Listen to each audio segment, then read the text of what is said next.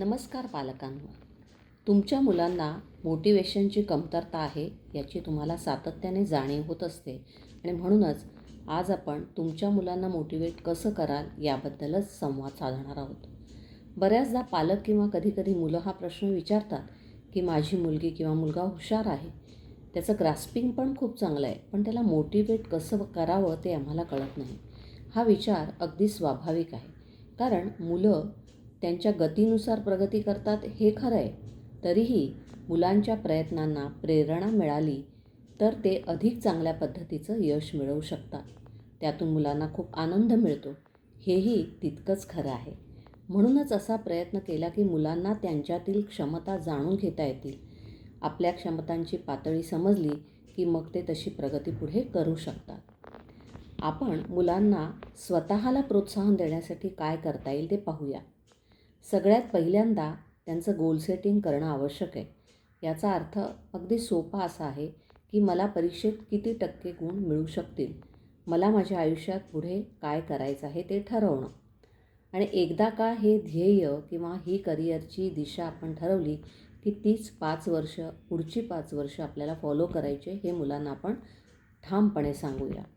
दुसरं म्हणजे माझी बलस्थानं किंवा माझे स्ट्रॉंग पॉईंट्स कोणते आहेत, माझ्यात उणिवा कोणत्या आहेत म्हणजेच माझे विकनेसेस कोणते यांची यादी करायला सांगा.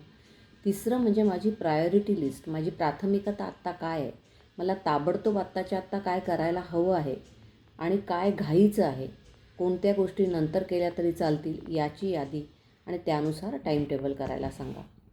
स्वतःला काम पूर्ण केलंच पाहिजे असं बजावणं आणि त्याच्यासाठी प्रोत्साहन देणं हे मुलांना करायला शिकवा.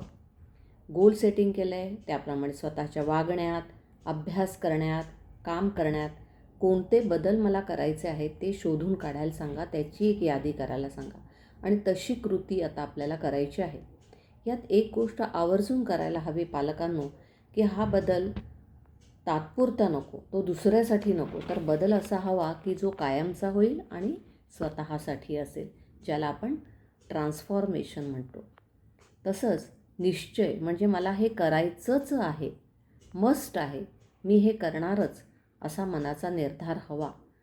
हो, बघू, करू, पाहू वगैरे भविष्यकाळातली क्रियापदं अजिबात नको आहे.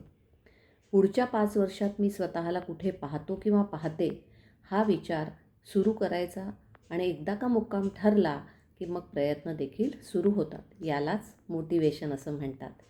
आपल्या मेंदूमध्ये असणारं डोपामिन हे न्यूरॉन्समध्ये फिरत राहिलं की ते आपल्याला आपल्या ध्येय आणि त्याच्या प्राप्तीसाठी मोटिवेट करत असतं. जेव्हा हे सगळं मी माझ्या कल्याणासाठी करतोय, माझ्या भल्यासाठी करतोय, माझ्या आनंदासाठी करतोय हे मुलांना समजलं की मग ते आपोआप मोटिवेट होतात. कारण जे काही ते करतात ते स्वतःसाठी करतात, दुसऱ्यासाठी नाही. आणि या मोटिवेशनमुळे मुलं अधिक नियोजनपूर्वक म्हणजे प्लॅनिंगने, अधिक आत्मविश्वासपूर्ण म्हणजे अधिक कॉन्फिडन्सने काम करतात. म्हणूनच मुलांना प्रेरणा देणं खूप आवश्यक आहे. धन्यवाद.